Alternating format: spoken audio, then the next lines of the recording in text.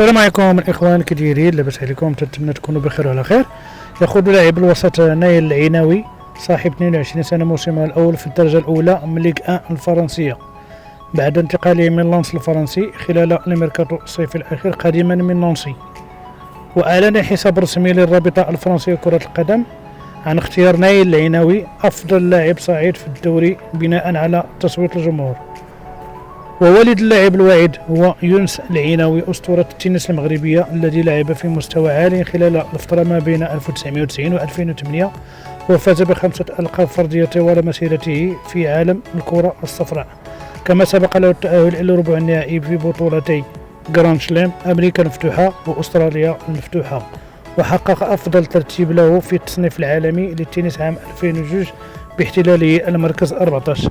إليكم لقطات عن ابن اللاعب يونس العناوي نايل العناوي.